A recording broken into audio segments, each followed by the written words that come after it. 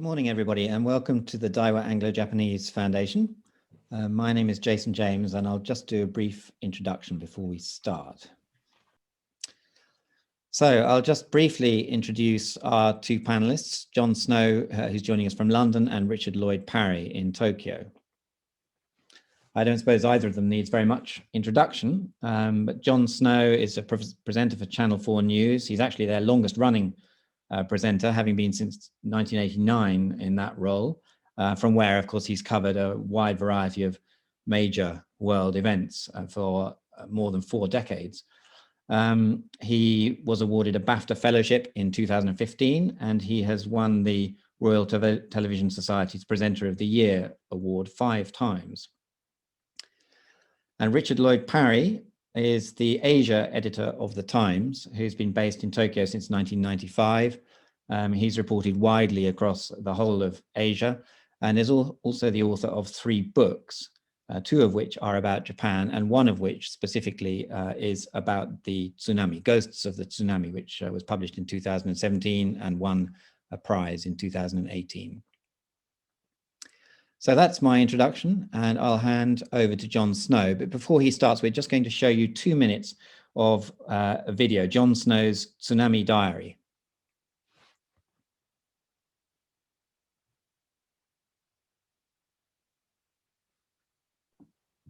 The first images, not of earthquake, but of a continuous force so powerful that it was impossible to comprehend.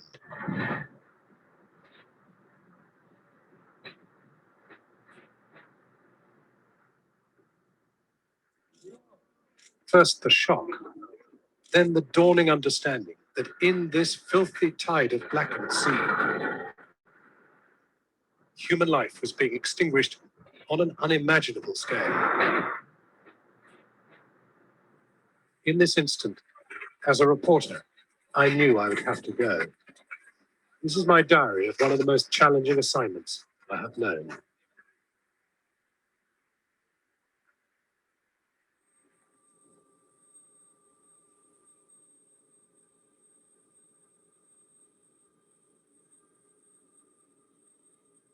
I saw these images from the comfort of an airport departure lounge. Soon I would experience their consequence on the ground in Japan.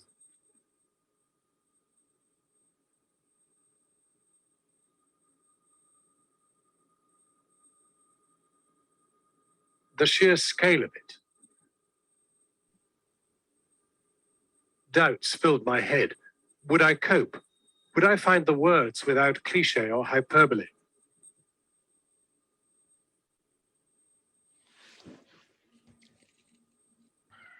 A morass of speeding wreckage and sudden moments of detail.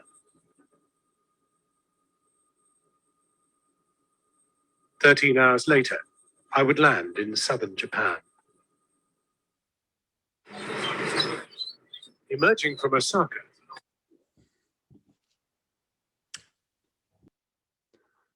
Okay, Jon, over to you. Well, I could pick up the story from there because what was so extraordinary was that obviously our attempt even to get to Japan, which I'd only been to once before for a summit, but the efforts to get to Japan were difficult enough in the sense that an awful lot of flights were cancelled. We eventually got to Shanghai, we managed to fly to Osaka, and then everything had stopped. There were no more flights, but there was one bullet train left.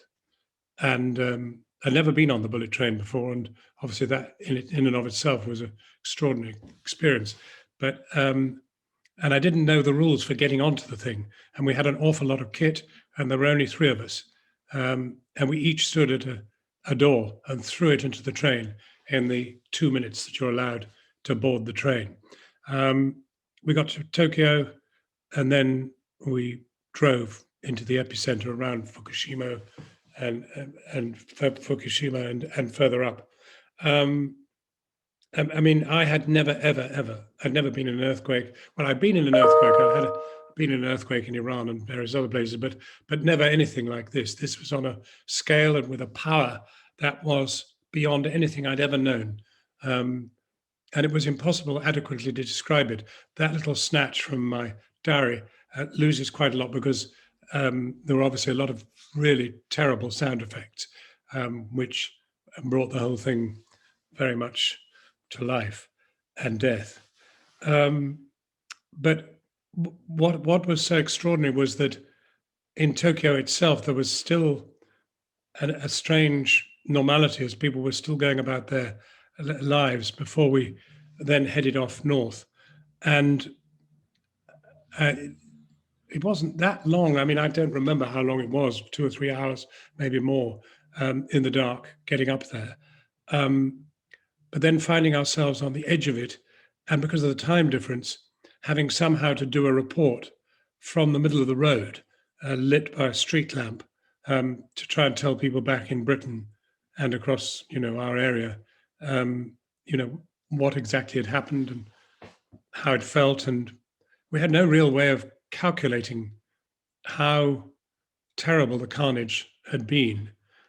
And even now, the figures are still extraordinarily and understandably inexact, in excess of 15,000 people dead, so many missing, 3,000 or 4,000 people missing. And of course, the fact that children were so terribly badly affected. To visit a school was devastating because many had died in and around it, but others had been swept away to die somewhere else. And then there were grieving parents looking for children, and the sense of disconnect and breakage and a feeling that suddenly this had happened to the whole world, that this was something truly mammoth. I had no yardstick against which to judge what had happened. And I think in a funny sort of way, one of the ways in which I've coped to some extent is actually desperately trying to forget it. And yet you can't forget Japan because it's a most singular and wonderful and amazing country. And people were singular and wonderful in the extent to which they fought to remedy what was absolutely impossible to remedy and to rescue what was absolutely impossible to rescue. Great acts of heroism and the rest of it were clear, but in the end, the thing was on such a scale and with such a power. It was the power that was so shattering, immense power. I mean, you think of if you stood at the back of a jumbo jet and stood in the jet stream, it was that multiplied by so many thousands and thousands and thousands. You didn't have time to be frightened even. I mean, there was no way of rationalizing what was going on. Your normal sensitivities were blasted. And to this day, I don't know how the people in that region, which Richard has so brilliantly borne out in Ghosts of the Tsunami, I think the work he's put in on understanding what happened and what effect it has had since is incredible. I've got a lot out of this book, and I think it's a very, very important contribution to understanding a natural disaster on a scale that is very fortunately rarely replicated across the world. It's a very, very unusual and desperate thing. And of course, the other thing that we were, being Westerners and all the rest of it, we were obsessed with the danger of nuclear leakage from Fukushima. That was really the big story. That was why they sent us. They said, you must go because there's going to be the most terrible consequence from the nuclear power stations that located so near the epicenter of this thing. But in a funny sort of way, once we were there, it began to retreat as the dominant player. And to this day, I don't know how much leakage there really was, what happened to that power station. I mean, I should have really researched all of this before daring even to appear here in an arena in which everybody knows Japan far, far, far, far better than I do, and probably knows more about the tsunami than I do. All I know about is being a human being forced to be within its clutches and managing somehow to report upon it and to remember it. I'm really here to listen to Richard because he's done 16 long years covering this beat. And I imagine to this day that this remains the most challenging and difficult assignment, both to quantify and report. So I think I should hand over to you, Richard, with enormous gratitude to you for writing this book. Okay, well, I'm sure we'll come back to you, John, and ask you various questions about what you actually saw and experienced. But Richard, let's go on to you.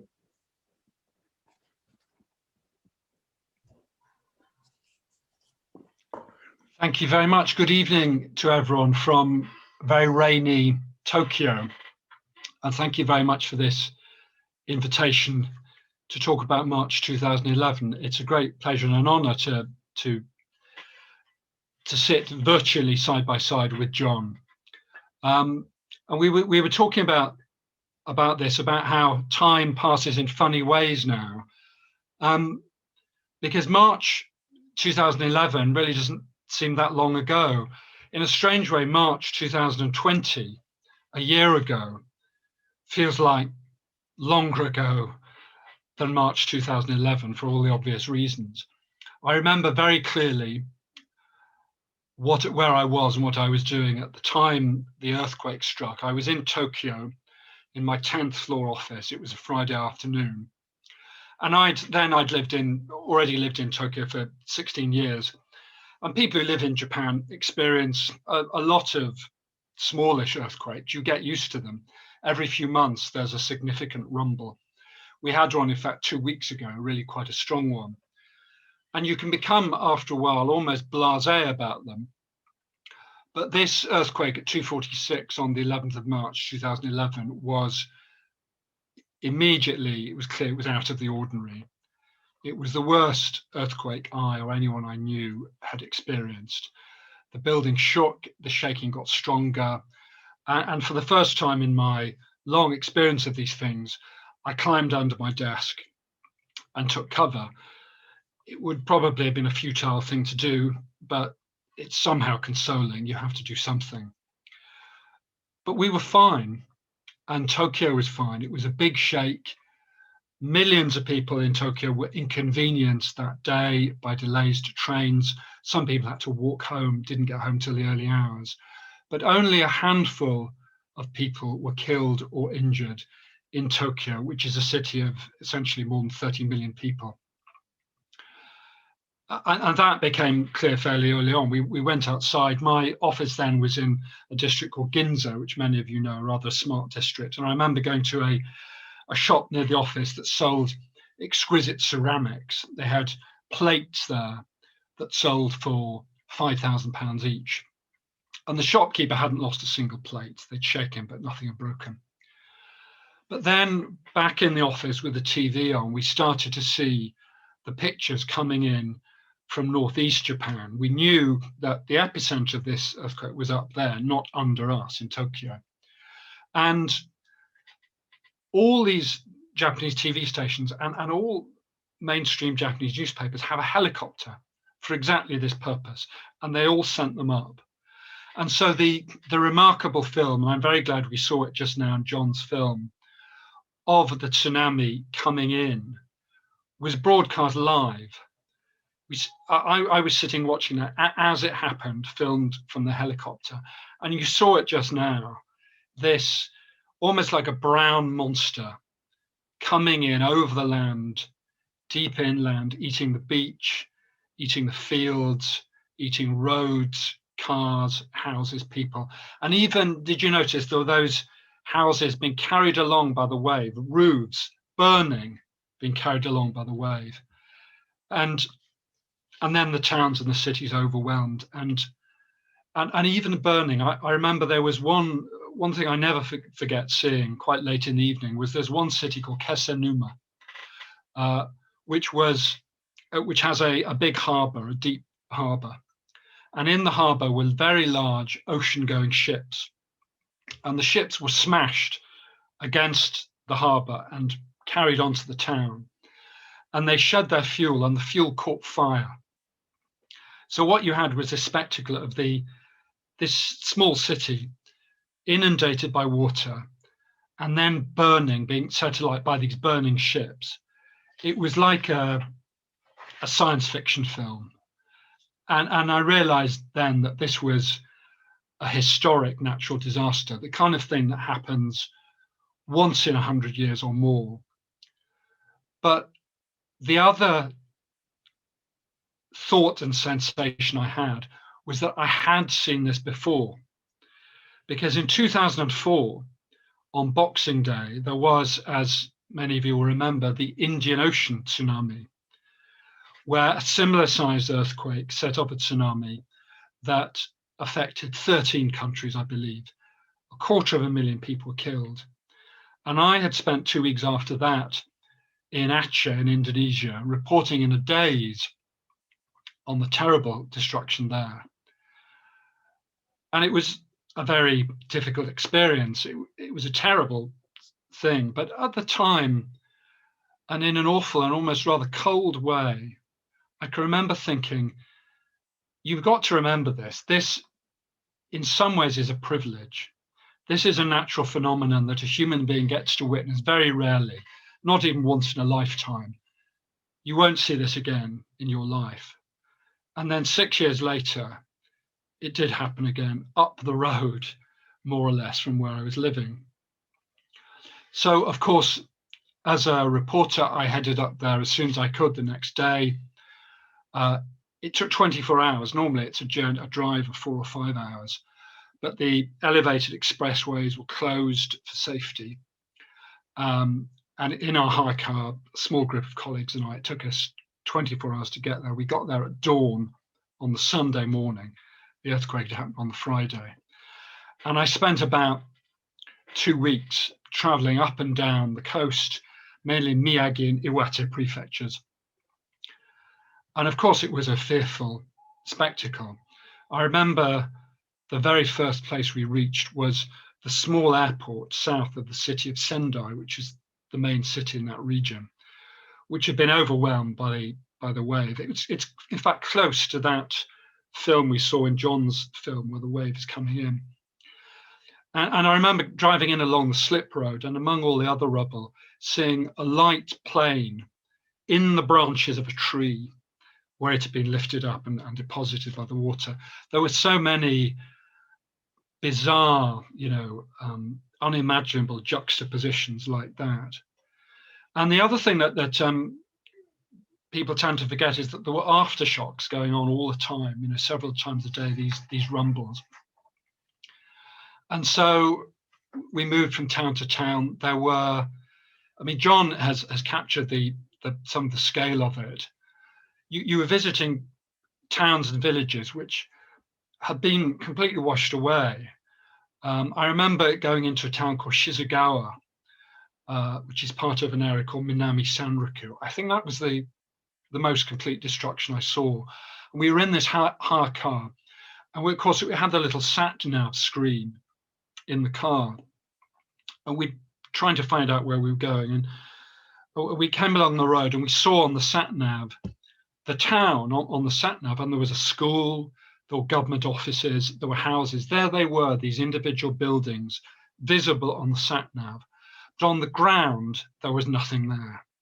There was the remnants of the road. Some of the tarmac was left, but everything else had been washed away. And I realized, thinking about it, that a tsunami really is a singular force of destruction. The only thing that I can think of more destructive than a tsunami is an asteroid strike of the kind that wiped out the dinosaurs, or a nuclear bomb. And as we know, more than 18,000 people died. Many are still missing.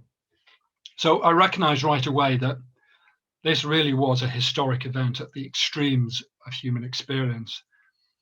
And I felt, as I'd felt after the tsunami in Aceh, as well as horror and being appalled, a strange detachment from it. It's a bit difficult to explain this. I think John will know what I mean. But anyone who works in places of mass suffering has to eventually acquire the knack of detachment. This doesn't only apply to journalists, it applies to medical workers, to aid workers, to priests. And it's not just natural disasters, but also wars and acts of terrorism, for example. It's a professional necessity. You can't do your job if you're crushed by the spectacle of death and of suffering. And the trick is to preserve compassion and empathy, but without bearing the individual tragedies you encounter as your own. And over the years, I had mastered this technique. Early in my career as a young correspondent, I found it hard covering conflicts, and I had some tough and nasty moments. But after the tsunami, I was fine. I could function and do my job. The consequence of that detachment was that, in a way difficult to explain, I felt disconnected in a way from what I witnessed. I never felt that imaginatively I was doing the story justice. The stories I was writing were fine. I wasn't getting complaints, but it felt like a huge kind of parcel that I was trying to lift off the ground, and I just couldn't get a grip on it. I was experiencing emotion, pity, and wonder and sadness, but I had this detachment and this feeling that I was somehow missing the point. And this also, in my thinking, became tied up with the idea of writing a book, because I realized early on that this is one of those stories on such a scale and magnitude that it was difficult to do justice in the form of conventional newspaper journalism. Even in longer articles, I never felt as if I was doing more than just colouring in the corner of the canvas, and that it would lend itself to treatment in a book. But at the same time, I knew that it was impossible to write a book or to imagine the whole thing, the annihilation of hundreds of miles of coast. So what I was looking for as a writer and also as a human being was smaller human stories which would enable me to grasp the larger story of the catastrophe. And I found those in the end in two places. One of them was in the very strange stories which began to emerge about 6 months after the disaster of ghosts. And when you cover natural disasters, and I've covered a few over the years, they always go through similar stages. First, there's the crisis, when we know something absolutely terrible has happened, but we don't quite know what and what its effect has been. And there's 24 hours or sometimes more where it's just a scramble to get there and find out what's happened. Journalists, aid workers, doctors, everyone. And then there's a period of assessment where you work out what's happened and you try and decide how to deal with it. And then there's emergency provision where you feed people, you give them medical treatment, etc. And eventually, after weeks or months, you reach a stage where everyone's got food and shelter, medical provision, all the kids have schools of some kind. And that's the point that people begin to reflect on what's happened and to process what's happened to them. And that can be a very troubling and awful time. It's like post-traumatic stress disorder among soldiers.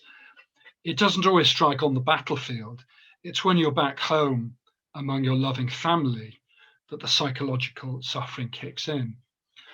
And so it was that in the autumn of 2011, people in northeast Japan started seeing ghosts and having supernatural experiences. And these experiences varied very much. Sometimes it was, nothing more than a feeling of deep unease, spooky feelings by the sea or by the beach, perfectly understandable. And then there were a lot of urban myths, the kind of stories that no one hears directly, but they hear from someone who's heard from someone else. Like there's one story which did the rounds about a taxi driver who's driving through a devastated area, and he sees a lone person flagging him down. He stops, the person gets in the taxi, gives him an address. He drives there through the lonely darkness. When he gets there, he finds that the place is gone. The community doesn't exist anymore. It was washed away. He looks in the back. The passenger's not there. It was a ghost. And like a good Japanese taxi driver, he gets out, opens the door to let the invisible passenger out, and bows to the spirit of this person as they return to their home. So there were lots of stories of that kind, but there were more extreme stories than that. And the most extreme of all were stories of people who had been possessed, as they believed, by the spirits, not only of people, but even of animals who had died in the tsunami, and their personalities were taken over by these spirits. And I interviewed at great length a man to whom this had happened, and the priest, a Buddhist priest, who had exorcised him in his temple. And there were a number of cases of this. Now, what do you make of these stories? Personally, I don't believe in ghosts. I try and keep an open mind, but I don't believe in the supernatural. I think there's always another explanation. But it became clear to me that that was not what was important here. What was important is that these were intensely real experiences to the people who were having them. And you can interpret them in two ways. Either you think that they represent evidence of the survival of human beings after death, which some people do. Or there's another way of looking at them, which is that they express the trauma experienced not only by the direct victims of the disaster, but by the whole region, a whole zone of this country. It wasn't only people who'd lost loved ones, who'd lost their homes, who were having these experiences. People everywhere were having them separately. So that was an important moment in kind of gauging the scale of this thing, not just the physical destruction, which I'd seen, but the psychological impact. And there was another still more central story, which I came across, which I needed. And that was the story of Okawa Primary School. Now, Okawa Primary School is a small village school in a very lovely part of northeast Japan. It's on a river estuary, the Kitakami River, which is one of northeast Japan's biggest rivers, a very beautiful river, unpolluted, clean, and unusual. Now, it became clear eventually after the tsunami that Japan is, if you possibly can, you want to avoid experiencing a bad earthquake or tsunami. But if you do, Japan is the best place to be, because the buildings are strong and built to last, and people are prepared for these things, and they know what to do by and large. And of all the places to be in Japan, the safest place to be is a school. And it became clear as time wore on that age played a big part in the fate that people met in this earthquake. Most of the people who died were elderly people. I think more than half were over 65. And the younger you were, the less likely you were to perish. So people in their 60s died in great numbers, of people in their 50s, people in their 50s and their 40s, and so on. And the people who died in the smallest numbers were young children, in fact. Only 350 children died in the entire disaster out of 18,500. And most of those were not at school. Only 75 children died at their school. And 74 of them died at one school, Okawa Elementary School. So it was a tremendous aberration in the whole thing, in the whole disaster. And what had happened was this: the earthquake happened and everyone knew what to do. The children got onto their desks. the shaking passed. They got out of their desks. They put on the little helmets that all school children have. They went into the playground. They lined up. The register was taken, and they were all checked off, and everyone was safe. So far, so good. But then what happened is that they switched on the radio, and there were warnings of a tsunami, an imminent tsunami, not just an ordinary tsunami, but a tsunami, a great tsunami. And there were trucks driving past the school from the local government office with loudspeakers, warning of an imminent tsunami. They stayed where they were. They stayed there for 45 minutes. The wave came in, swept everyone away. Some of the kids, a few of them had been picked up by their parents, but of the 78 children who were there, 74 died, as well as 10 out of the 11 teachers. In other words, there were almost no surviving witnesses.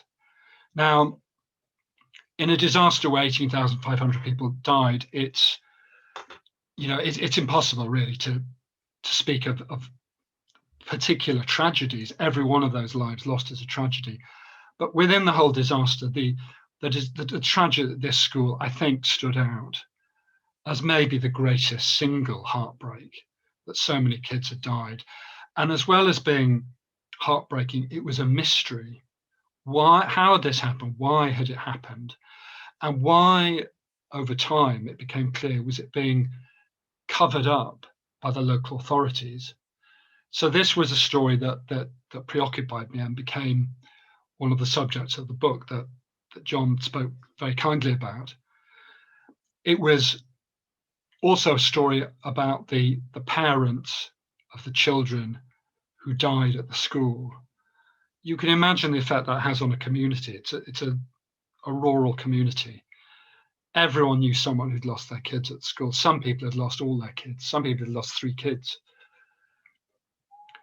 The different ways they faced this were very striking. This kind of loss that is the worst loss that many people can imagine.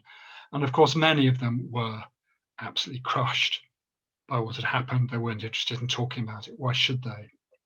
Many found it impossible to understand why their children had died. But a relatively small group were passionately and angrily determined to get to the truth of what had happened and why.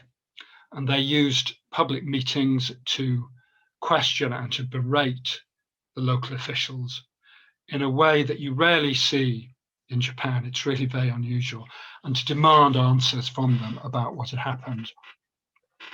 And they eventually, it all ended finally in a court case, a long civil court action that went on for years.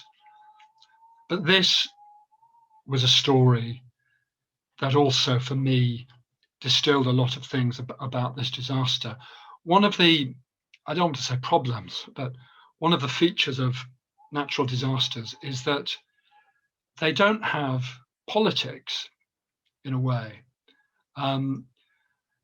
It's not when they are what we used to refer to as acts of God. Tsunamis, earthquakes, volcanic eruptions are part of nature. They have and always have happened. They've always happened and always will. You can quibble to a certain extent about whether people were prepared, whether sea walls high enough, but basically that they are beyond politics. They're beyond human agency. But in the story of the school, and similarly in the nuclear disaster at Fukushima, this wasn't just a natural disaster, it was also a man-made disaster. It was about individual human experience and also the response and failure of institutions. It was a bleak story, but not a completely comfortless one. And it was in these characters, the parents from the school, that I found much to sympathize with, but also a great deal to admire and to feel hopeful about. The other thing you learn, I don't really have, the 10th anniversary is coming up very soon, and anniversaries are arbitrary in a way, but they do prompt you to, reflect on these experiences. And I've been trying to work out what I think about it 10 years on, and it's difficult to come up with a pat answer to that.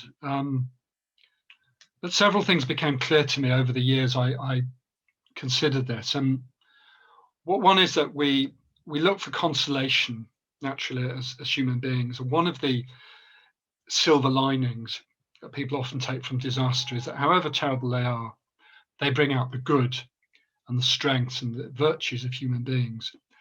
And that is often very true. There was, after this disaster, great courage, great solidarity, great community spirit among the survivors. Strangers behaved selflessly towards one another. People came together. That's all true and good. But none of that outweighs the other side, which people are reluctant to talk about, which is the destruction, not only the physical destruction, but the emotional destruction wrought by these disasters. And for everyone who's brought together by disaster, people are driven apart. It's a grim truth, but I saw it. I saw it among these parents at the school. Bonds were made, but people fell apart. They fell to quarreling. Lovers, friends, neighbours fell apart. And that, I think, is something that we have to remember. 10 years on, if you went to the tsunami zone now, if you didn't know what had happened, you couldn't guess from the look of the place. Everything has been cleaned up. It was really within a couple of years with remarkable speed. All the broken houses have gone. Occasionally you see something that may be a ruin, but it's very rare. There are a lot of gaps in these towns, but no broken teeth. But that the damage is still up there, I believe, among people. A lot of people are reluctant to talk about it, but the mental, the psychological damage continues and is prolonged even long after the physical ruins have been tidied up. I'll stop there on that rather gloomy note and we can go to questions. But for today, let's wrap it up. Thank you so much to both of our speakers and to all of you for attending.